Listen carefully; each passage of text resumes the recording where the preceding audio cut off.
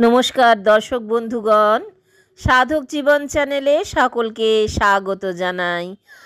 আজকে যোগী কথামৃত থেকে পাঠ, পরমহংস যোগানন্দের জীবনী ও বাণী, 33 পরিচ্ছেদ। বাবাজি মহারাজ আধুনিক ভারতের মহাযোগী।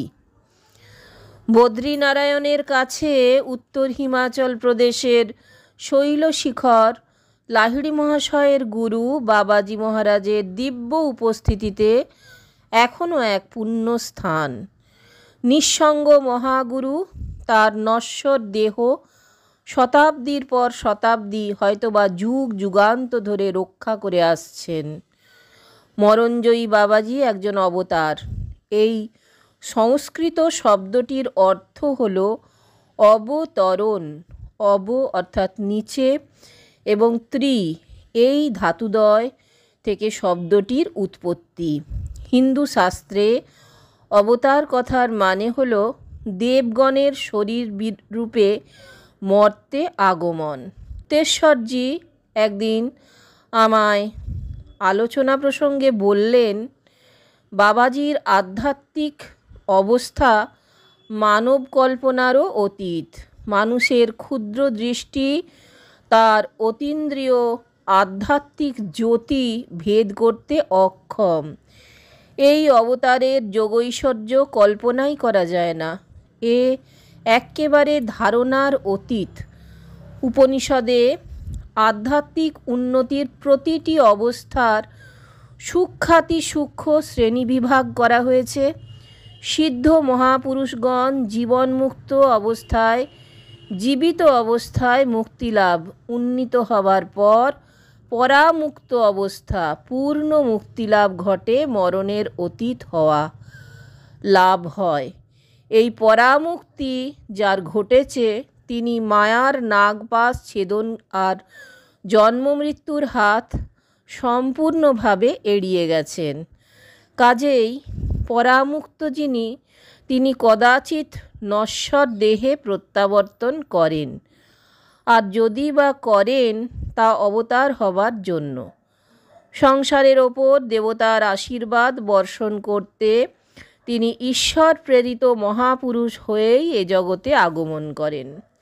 অবতার কখনো প্রাকৃত বিধির অধীন হন না। তাঁর শুদ্ধ দেহ, যা কেবল আলোক নির্মিত প্রতিমূর্তিরই মতোই পরিদৃশ্যমান, তার ওপর প্রকৃতির কোনোই আধিপত্য থাকে না। বাহ্যিক দৃষ্টিতে অবতারের আকৃতিতে কোনোই বিশেষত্ব পরিলক্ষিত হয় না, কিন্তু সময় বিশেষে এর কোনো ছায়া বা পদচিহ্ন মাটির উপর পড়তে দেখা যায় না। মায়ান্ধকার আর জড়বন্ধনের হাত হতে অন্তর যে মুক্ত, এই সব লক্ষণগুলি হচ্ছে তাদের প্রত্যক্ষ প্রমাণ। এরূপ পরম ভাগবতেরাই কেবল জীবন মৃত্যুর আপেক্ষিক সম্বন্ধের পিছনে আসল সত্যকে অবগত আছেন। অমর খৈয়াম, যার কবিতায় অন্তর্নিহিত ভাব সম্বন্ধে অনেকেরই ভ্রান্ত ধারণা, তিনি তার অমর কবিতাতে রুবায়েতে এইরূপ মুক্ত পুরুষ সম্বন্ধে বলে গেছেন। অন্তরে মোর আনন্দেরই রাকাশশীর হাসির মাঝ, এই গগনের উজ্জ্বল কিরণ চাঁদের উদয় আবার আজ। বৃথাই আমার খোঁজের তরে উদয় পথে চলার কাল, এই বাগিচার কুঞ্জ মাঝে মেলবে সে তার দৃষ্টিজাল। এই আনন্দের রাকাশশী হচ্ছেন ঈশ্বর, সেই চিরন্তন ধ্রুবতারা, কালের বুকে যিনি অটল স্থির। আর এই গগনের চাঁদ হচ্ছে বাইরের বিশ্বজগৎ, যা সৃষ্টি স্থিতি প্রলয়ের নিয়মাধীন। পারস্যের এই দ্রষ্টা কবি তার আত্মোপলব্ধি বলে এই বাগিচা অর্থাৎ এই পৃথিবীতে প্রকৃতি বা মায়ায় বশবর্তী হয়ে পুনঃ পুনঃ ফিরে আসার হাত থেকে চিরতরে মুক্তি লাভ করেছেন। বৃথাই আমার খোঁজার তরে মেলবে সে তার দৃষ্টিজাল। চিরমুক্তির জন্য ঘূর্ণায়মান বিশ্বের কি নিষ্ফল অনুসন্ধান। যীশুখ্রিস্ট তার মুক্তি সম্বন্ধে আর এক উপায় বর্ণনা করে গেছেন। তারপর জনৈক লিপিকর এসে তাকে বলল, প্রভু, আপনি যেখানেই যান না কেন আমি আপনাকে অনুসরণ করব। তখন যীশু তাকে বললেন, শিয়ালদের গর্ত আছে, আকাশেরও পাখিদেরও নীড় আছে, কিন্তু মানবপুত্রের মাথা রাখবার ঠাঁই নাই। সর্বব্যাপিত্বের দ্বারা দিক দিগন্ত বিস্তৃত যীশুখ্রিস্টকে সত্যিই কি কোথাও অনুসরণ করা যায় কেবল সেই সর্বব্যাপী পরমাত্মার ভিতর ছাড়া? শ্রীকৃষ্ণ, রামচন্দ্র, বুদ্ধদেব, পাতঞ্জলি এরাই হচ্ছেন প্রাচীন ভারতীয় অবতার। অগস্ত্য নামে দক্ষিণ ভারতের এক অবতারের নামে তামিল ভাষায় বহু কাব্য সাহিত্য রচিত হয়েছে। খ্রিস্টীয় যুগের পূর্বে এবং পরে বহু শতাব্দী ধরে তিনি নানা অলৌকিক ক্রিয়া সম্পন্ন করেন। কথিত আছে যে অদ্যাবধি তিনি নশ্বর দেহে বর্তমান। ভারতবর্ষে বাবাজির জীবনের উদ্দেশ্য হচ্ছে ভাববাদীদের বিশেষ কর্তব্য পালনে সহায়তা করা। শাস্ত্রীয় লক্ষণানুসারে তিনি মহাবতার পদবাচ্য। তিনি বলেছেন যে তিনি স্বামী সম্প্রদায়ের পূর্ণগঠক জগৎগুরু শঙ্করাচার্য আর মধ্যযুগের মহাগুরু সন্ত কবীরকে যোগ দীক্ষা দেন। ঊনবিংশ শতাব্দীতে তার প্রধান শিষ্য হচ্ছেন লুপ্ত ক্রিয়াযোগের পুনরুদ্ধারক লাহিড়ী মহাশয়। মহাবতার সর্বদা খ্রিস্টের সঙ্গে সংযুক্ত হয়ে রয়েছেন। সর্বদাই যারা যুক্তভাবে মুক্তির স্পন্দন প্রেরণ করছেন আর বর্তমান যুগে মুক্তির জন্য আধ্যাত্মিক প্রক্রিয়ারও ব্যবস্থা করেছেন, এই দুই পূর্ণজ্ঞানী মহাগুরুদের একজন শরীরী আর অন্যজন অশরীরী। এদের কাজ হচ্ছে যুদ্ধ, জাতি বৈষম্য, ধর্মের গোঁড়ামি আর জড়বাদের অশুভ প্রতিক্রিয়া এ সকল পরিত্যাগ করবার জন্য সকল জাতিকে উদ্বুদ্ধ করা। বাবাজি আধুনিককালের গতি প্রকৃতি বেশ ভালো রকমই জানেন, বিশেষত পাশ্চাত্য সভ্যতার প্রভাব আর তার জটিলতা প্রসঙ্গে, এবং সেই সঙ্গে প্রাচ্য ও প্রতীচ্যে আত্মোন্নতি বিধায়ক যোগের ব্যাপক প্রচারের প্রয়োজনীয়তাও তিনি উপলব্ধি করেন।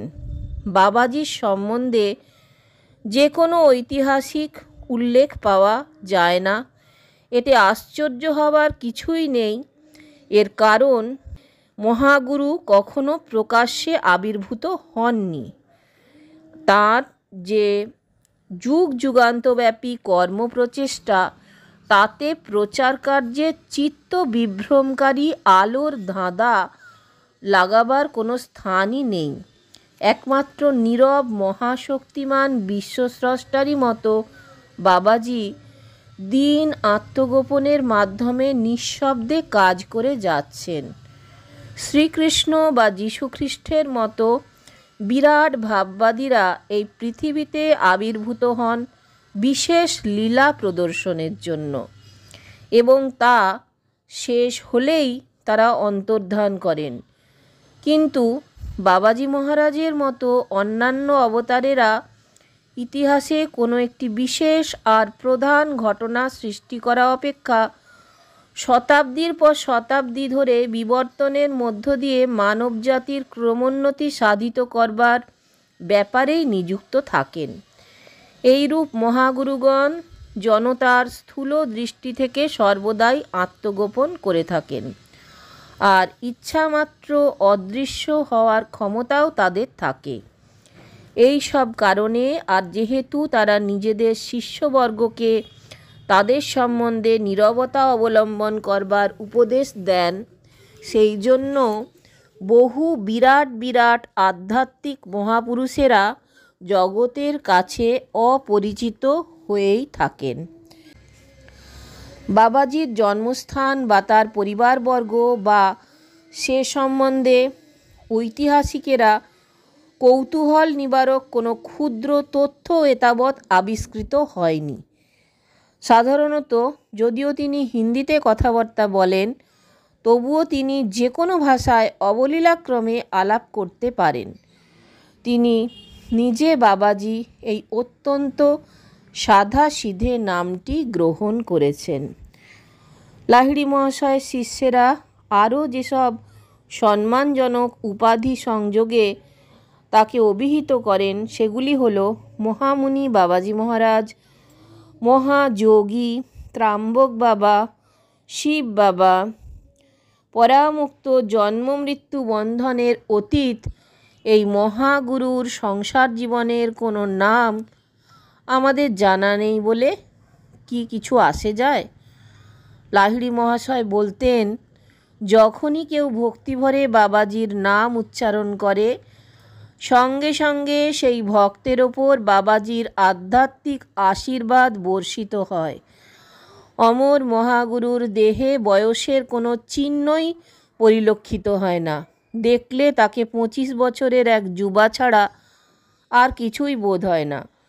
উজ্জ্বল বর্ণ, মধ্যমাকৃতি বাবাজির অনিন্দ সুন্দর বলিষ্ঠ দেহ হতে এক অপূর্ব জ্যোতি বিনির্গত হচ্ছে।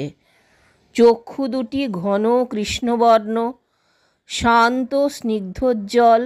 তার সুদীর্ঘ উজ্জ্বল কেশপাশ তাম্রবর্ণ। কখনো কখনো লাহিড়ী মহাশয়ের মুখের সঙ্গে বাবাজির মুখের নিকট সাদৃশ্য দেখতে পাওয়া যায়। সময় বিশেষে এই সাদৃশ্য এত অদ্ভুত হয় যে পরবর্তীকালে লাহিড়ী মহাশয় যুবকের মতো দেখতে বাবাজি মহারাজের পিতা বলে অনায়াসে পরিচিত হতে পারতেন। আমার সাধু প্রকৃতি সংস্কৃতের শিক্ষক মহাশয় স্বামী কেবলানন্দজি বাবাজি মহারাজের সঙ্গে হিমালয়ে কিছুদিন কাটিয়েছিলেন। কেবলানন্দজি আমায় বলেছিলেন, সেই অদ্বিতীয় মহাগুরু হিমালয়ে তার দলবল নিয়ে স্থান হতে স্থানান্তরে পরিভ্রমণ করেন। তার ছোট্ট দলটির মধ্যে খুব উচ্চ কোটির আধ্যাত্মিক অবস্থা সম্পন্ন দুজন আমেরিকান শিষ্যও আছেন। কোনো জায়গায় কিছুকাল থাকবার পরই বাবাজি বলেন, ডেরাডান্ডা উঠাও, তিনি হচ্ছেন দণ্ডধারী। তার এই কথাগুলোই হচ্ছে দলবল সমেত তৎক্ষণাৎ স্থানান্তর গমনের নির্দেশ। সর্বদাই যে তিনি এইরূপ সূক্ষ্মভাবে পরিভ্রমণ করেন তা নয়। কখনো কখনো শিখর হতে শিখরান্তরে তিনি পদব্রজেই গমনাগমন করে থাকেন। তিনি ইচ্ছা করলে তবেই কেউ তাকে দেখতে বা চিনতে পারে, তা না হলে নয়। জানা গেছে যে তিনি ঈষৎ পরিবর্তিত বিভিন্ন আকৃতি ধারণ করে তার নানা শিষ্যদের সম্মুখে উপস্থিত হতেন। কখনো শুশ্রুগুম্ফ বিশিষ্ট, কখনো বা শুশ্রুগুম্ফ বিহীন। তার অক্ষয় দেহ পোষণের জন্য কোনো প্রকার আহারের প্রয়োজন হয় না বলে তিনি কদাচিৎ কোনো খাদ্য গ্রহণ করেন। শিষ্যদের দর্শন দানের সময় লৌকিকতা হিসাবে কখনো কখনো তিনি ফল, পায়েস বা ঘৃতান্ন গ্রহণ করেন। কেবলানন্দজি বলতে লাগলেন, বাবাজির জীবনের দুটি অতি আশ্চর্য ঘটনা আমার জানা আছে। পবিত্র বৈদিক যজ্ঞানুষ্ঠানের জন্য এক রাতে প্রকাণ্ড অগ্নিকুণ্ড রচনা করা হয়েছে। তার চারপাশে ঘিরে শিষ্যেরা সব বসে আছে। মহাগুরু হঠাৎ একটা জ্বলন্ত কাষ্ঠখণ্ড গ্রহণ করে অগ্নিকুণ্ডের নিকটে উপবিষ্ট জনৈক শিষ্যের স্কন্ধে মৃদু আঘাত করলেন। লাহিড়ী মহাশয় তখন সেখানে উপস্থিত। তিনি প্রতিবাদে চিৎকার করে বলে উঠলেন, এ কি মশাই, কি নিষ্ঠুর আপনি! বাবাজি বললেন, ওর প্রাক্তন কর্মফলে ওকে আগুনে পুড়ে ছাই হয়ে যেতে হয়। চোখের সামনে তুমি কি তাই দেখতে চাও? কথাগুলি বলেই তিনি তার পদ্মহস্ত সেই চেলাটির ক্ষতবিক্ষত কাঁধের ওপর বুলিয়ে দিলেন। তারপর বললেন, আজ রাতে আমি তোমাকে যন্ত্রণাদায়ক মৃত্যুর হাত থেকে মুক্তি দিলাম। সামান্য একটু আগুনে পোড়া থেকেই তোমার কর্মফল খণ্ডন হয়ে গেল। আর একবার বাবাজির সঙ্গেকার সেই সাধু সঙ্ঘকে জনৈক অপরিচিতের আগমনে বিশেষ বিব্রত হতে হয়েছিল। গুরুর আস্তানার কাছে পাহাড়ের একটা দুর্গম পাড় বেয়ে লোকটা সে সময় আশ্চর্য দক্ষতার সঙ্গে সেই জায়গায় উঠে পড়েছিল। অপরিসীম ভক্তিতে উজ্জ্বল বদন আগন্তুক বাবাজিকে দেখেই বলে উঠল, প্রভু, আপনি নিশ্চয়ই সেই মহাগুরু বাবাজি। এই সব দুর্গম পাহাড়ে পর্বতে কত মাস ধরে যে আমি আপনাকে অবিরাম সন্ধান করে ফিরছি, তার কি বলবো। আপনার পায়ে পড়ি, দয়া করে আমায় আপনার শিষ্য করে নিন। গুরুজি কোনোই উত্তর দিলেন না। লোকটি পায়ের নিচে এক গভীর পাহাড়ের খাদ দেখিয়ে বলল, যদি আপনি প্রত্যাখ্যান করেন তাহলে আমি ওই পাহাড় থেকে লাফিয়ে পড়ব।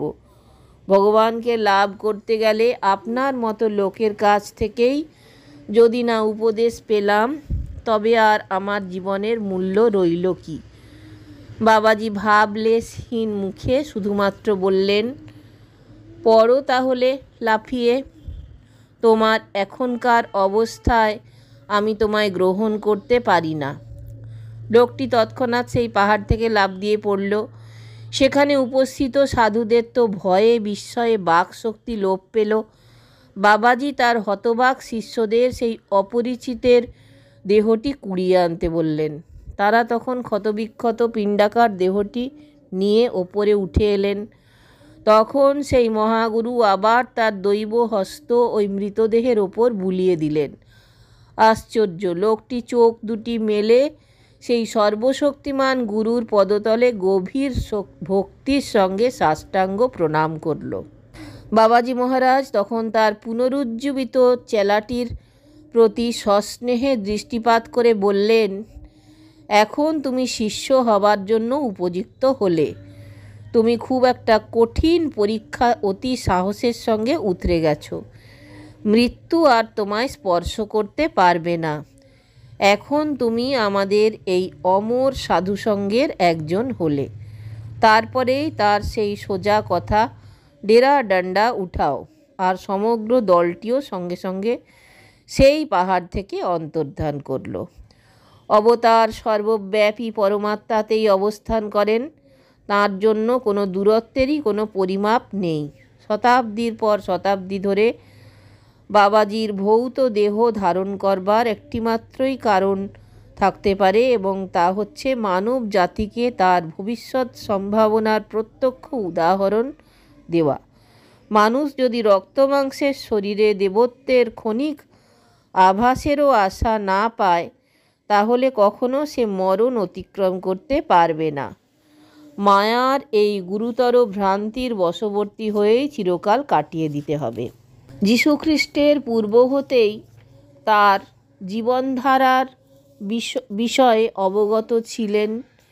যে সব ঘটনা তার জীবনে ঘটেছে, প্রত্যেকটার ভেতর দিয়ে তিনি তার নিজের জন্য বা কর্মফলজনিত কারণে নয়, সব কিছু সহ্য করেছেন কেবলমাত্র চিন্তাশীল মানবজাতির উদ্ধারের জন্য। তার বাণী প্রচারক 4 জন শিষ্য, ম্যাথিউ, মার্ক, লুক আর জন, তার অমর নাট্যলীলা আগামী দিনের মানুষের উপকারের জন্যই লিপিবদ্ধ করে গেছেন। বাবাজির কাছেও অতীত, বর্তমান আর ভবিষ্যৎ বলে কোনো আপেক্ষিকতার ছেদ নেই। আদিকাল থেকেই তার জীবনের সর্বাবস্থার কথা তিনি জানতেন। তবু মানবের সীমাবদ্ধ বোধশক্তির গ্রহণযোগ্য করে তিনি এক বা একাধিক সাক্ষীর সম্মুখে তার দৈব জীবনের বহু লীলা প্রকটিত করেছেন। এইরূপ একটা ব্যাপার ঘটেছিল যখন বাবাজি মহারাজ তার নশ্বর দেহের অমরত্বের সম্ভাবনা ঘোষণা করবার পক্ষে সময় উপস্থিত হয়েছে বলে বিবেচনা করলেন। সে সময় লাহিড়ী মহাশয়ের একজন শিষ্য সেখানে উপস্থিত ছিলেন। তিনি এই প্রতিশ্রুতি রামগোপাল মজুমদারের সমক্ষে করেছিলেন, যাতে করে ঘটনাটি অবশেষে সুবিদিত হয়ে অনুসন্ধিৎসু মনে অনুপ্রেরণা জাগায়। বড় বড় মহাত্মারা তাদের বাণী প্রদান করেও আপাতদৃশ্য ঘটনার ধারাই অবলম্বন করেন একমাত্র মানুষের মঙ্গলের কারণে। যীশুখ্রিস্ট ওই কথাই বলেছেন, পিত, আমি জানি যে তুমি আমার কথা সর্বদাই শুনে থাকো, কিন্তু এই যেসব লোক চারদিকে দাঁড়িয়ে আছে তাদের জন্যেই এ কথা বললাম, যাতে করে এরা বিশ্বাস করতে পারে যে তুমি আমায় প্রেরণ করেছ। রণবাজপুরের সেই বিনিদ্র সাধু রামগোপাল বাবুর সঙ্গে সাক্ষাতের সময় তিনি বাবাজির প্রথম দর্শন লাভের অদ্ভুত ঘটনাটি বর্ণনা করেছিলেন। রামগোপাল বাবু বলেছিলেন, কখনো কখনো আমি নির্জন গুহা পরিত্যাগ করে কাশীতে লাহিড়ী মহাশয়ের চরণ প্রান্তে এসে উপস্থিত হতাম। একদিন গভীর রাত্রে তার শিষ্যদের সঙ্গে নীরবে ধ্যানে বসেছি। গুরুদেব আমায় এক অদ্ভুত আদেশ করলেন, রামগোপাল, এক্ষুনি তুমি দশাশ্বমেধ ঘাটে চলে যাও। অতি দ্রুত সেই নির্জন স্থানে গিয়ে পৌঁছেছিলাম। উজ্জ্বল নক্ষত্র আর চন্দ্রালোকে রাত তখন হাসছে। খুব ধৈর্য ধরে চুপ করে অনেকক্ষণ বসে আছি। হঠাৎ পায়ের কাছে একটা প্রকাণ্ড প্রস্তরখণ্ডের দিকে আমার মনোযোগ আকৃষ্ট হলো। ধীরে ধীরে পাথরটা উপরে উঠতে লাগলো। নিচে দেখা গেল মাটির তলায় একটি গুহা। কোনো এক অজ্ঞাত উপায়ে পাথরটি উঁচু হয়ে দাঁড়িয়ে রইল, আর একটি সুসজ্জিতা অপরূপ রূপ লাবণ্যবতী সুন্দরী রমণী মূর্তি সেই গুহার ভেতর থেকে বেরিয়ে উচ্চে শূন্যে এসে দাঁড়ালেন। মূর্তিটির চতুর্দিক একটি মৃদু স্নিগ্ধ জ্যোতির্মণ্ডলে বেষ্টিত। ধীরে ধীরে তিনি অবতরণ করে আমার সামনে এসে স্থির হয়ে দাঁড়ালেন, অন্তর গভীর ব্রহ্মানন্দে নিমগ্ন। অবশেষে একটু নড়ে চড়ে আমায় অতি ধীর শান্তস্বরে বললেন, আমি মাতাজি, বাবাজি মহারাজের ভগিনী। আমি তাকে আর লাহিড়ী মহাশয়কেও আজ রাত্রে আমার এই গুহায় আসতে বলেছি একটি গুরুতর বিষয় আলোচনা করবার জন্যে। বলা শেষ হবার সঙ্গে সঙ্গে নীহারিকা পুঞ্জের মতো যেন একটা আলোক পিণ্ড অতি দ্রুত বেগে গঙ্গাবক্ষের ওপর দিয়ে ভেসে আসছে দেখা গেল। সেই অপূর্ব জ্যোতি গঙ্গার অস্বচ্ছ জলের ওপর প্রতিফলিত হচ্ছিল। ক্রমশই সেটা নিকট হতে নিকটতর হতে লাগলো এবং অবশেষে নয়ান্ধকারী বিদ্যুৎ স্ফুরণের মতো একটা জ্যোতির বিকাশে সেটা মাতাজির স্পার্শে এসে উপস্থিত হওয়া মাত্র তৎক্ষণাৎ তা ঘনীভূত হয়ে লাহিড়ী মহাশয়ের মানব মূর্তিতে পরিণত হলো। তিনি সেই মহাযোগিনী সাধ্বীর পদপ্রান্তে ভক্তিভরে প্রণাম নিবেদন করলেন। এই অভূতপূর্ব বিস্ময়ের ঘোর কাটিয়ে উঠতে না উঠতেই আর দেখে হতবুদ্ধি হয়ে গেলাম যে রহস্যময় একটি চক্রাকার আলোকপিণ্ড আকাশপথে পরিভ্রমণ করছে। সেই ঘূর্ণায়মান জ্বলন্ত অগ্নিপুঞ্জ আমাদের দলটির কাছে দ্রুত বেগে নেমে এসে একটি সুন্দর যুবকের দেহে পরিণত হলো। দেখে তখনই বুঝতে পারলাম যে ইনি বাবাজি মহারাজ। দেখতে ঠিক লাহিড়ী মহাশয়েরই মতো, একমাত্র পার্থক্য এই যে বাবাজি মহারাজ দেখতে আরও অল্প বয়স্ক, আর তার ছিল উজ্জ্বল সুদীর্ঘ কেশপাশ। লাহিড়ী মহাশয়, মাতাজি ও আমি সেই মহাগুরুর পুণ্য পাদপদ্মে নতজানু হয়ে প্রণাম নিবেদন করলাম। তার সেই দৈবী তনু স্পর্শ করা মাত্র অবর্ণনীয় আনন্দ গরিমার একটা স্বর্গীয় অনুভূতি আমার সকল সত্তা পরিপ্লাবিত করে তার প্রতি অনুপরমাণুকে পুলকাঞ্চিত করে তুলল। বাবাজি বললেন, কল্যাণিয়া ভগিনী, আমি তোমার এ দেহ বিসর্জন দিয়ে পরমব্রহ্ম সাগরে বিলীন হতে মনস্থ করেছি। সেই মহিমাময়ী মিনতি ভরা নয়নে তার দিকে তাকিয়ে বললেন, পূজ্যপাদ গুরু মহারাজ, আমি আপনার অভিপ্রায়ের আভাস ইতিমধ্যেই পেয়েছি। সেই জন্য আজ রাত্রে আমি আপনার সঙ্গে এ সম্বন্ধে আলোচনা করতে চাই। দেহত্যাগ করবেন কেন বলুন তো? পরম ব্রহ্ম সাগরে আমার আত্মার তরঙ্গ দৃশ্যই হোক আর অদৃশ্যই হোক, তাতে অভেদ কতটুকু? মাতাজি এবার অপরূপ চাতুরতার সঙ্গে উত্তর দিলেন, মরণজয়ী গুরুদেব, যদি কোনো প্রভেদ নাই থাকে তবে দয়া করে আপনি আর কখনো দেহত্যাগ করবেন না। বাবাজি গাম্ভীর্যের সঙ্গে বললেন, তবে তাই হোক, আমি কখনো আমার এই জড়দেহ আর পরিত্যাগ করব না। এই দেহ পৃথিবীতে অন্তত জনকতকের কাছে সর্বদাই দৃশ্য হয়ে থাকবে। পরমেশ্বর তোমার মুখ দিয়েই তার অভিপ্রায় ব্যক্ত করলেন। পরম শ্রদ্ধাস্পদ এই তিন ব্যক্তির কথোপকথন যখন সভয় ভক্তির সঙ্গে শুনছিলাম, সেই মহাগুরু তখন আমার দিকে ফিরে প্রসন্নভাবে বললেন, ভয় পেও না রামগোপাল, এই অমর প্রতিজ্ঞার দৃশ্যে সাক্ষী হতে পেরে তুমি সত্যি ভাগ্যবান। বাবাজির মধুর কণ্ঠস্বরের ঝঙ্কার শেষ হতে না হতেই তাঁর আর লাহিড়ী মহাশয়ের মূর্তি ধীরে ধীরে শূন্যে ভেসে উঠে দুলতে দুলতে গঙ্গার ওপর দিয়ে আবার পিছু হটে চলল। নিশাকাশে তাদের দেহ অদৃশ্য হবার সময় অত্যুজ্জ্বল আলোকের একটা ছটা তাদের সমস্ত শরীর আচ্ছাদিত করে রেখেছিল। মাতাজির দেহও শূন্যে উঠে ভাসতে ভাসতে গুহার কাছে গিয়ে তার মধ্যে অবতরণ করল, আর সঙ্গে সঙ্গে সেই বৃহৎ প্রস্তরখণ্ডটিও নেমে এসে গুহামুখটি আচ্ছাদিত করল, যেন কোনো অদৃশ্য হস্তেরই এ কাজ। অপরিসীমভাবে অনুপ্রাণিত হয়ে আমি লাহিড়ী মহাশয়ের বাড়ির দিকে ধীরে ধীরে ফিরে চললাম। পৌঁছলাম যখন, তখন সবেমাত্র ভোর হয়েছে। তার সামনে গিয়ে প্রণাম করে দাঁড়াতে তিনি সমস্তই বুঝে আমার দিকে চেয়ে মৃদু হেসে বললেন, রামগোপাল, আমি তোমার জন্যে আনন্দিতই হয়েছি। বাবাজি আর মাতাজিকে দর্শনের অভিলাষ যা তুমি আমার কাছে প্রায়ই ব্যক্ত করতে, অবশেষে তার একটা অত্যাশ্চর্য পরিণতি ঘটল। আমার গুরু ভাইয়েরা আমায় জানালেন যে মধ্যরাত্রিতে আমি চলে যাবার পর থেকে লাহিড়ী মহাশয় তার আসন থেকে বিন্দুমাত্রও নড়েননি। একটি চেলা বললেন, আপনার দশাশ্বমেধ ঘাটে চলে যাবার পর তিনি অমরত্ব সম্বন্ধে একটি অপূর্ব ব্যাখ্যা প্রদান করলেন। শাস্ত্রে লেখা সেই সত্য তখন সর্বপ্রথম পরিপূর্ণভাবে উপলব্ধি করতে পারলাম যে পূর্ণ ব্রহ্মজ্ঞান যার লাভ হয়েছে তিনি একই সময়ে বিভিন্ন স্থানে দুই বা ততোধিক শরীরে আবির্ভূত হতে পারেন। রামগোপাল বাবু তার কাহিনীর সমাপ্তিতে বললেন, লাহিড়ী মহাশয় পরে এই জগৎ সংসার সম্বন্ধে গূঢ় দৈব পরিকল্পনার বহু দার্শনিক তথ্য আমায় ব্যাখ্যা করেছিলেন। আমাদের এই জগৎ সংসারের অবস্থিতিকাল পর্যন্ত বাবাজি স্বদেহে অবস্থান করবেন, এইটাই ভগবানের অভিপ্রায়।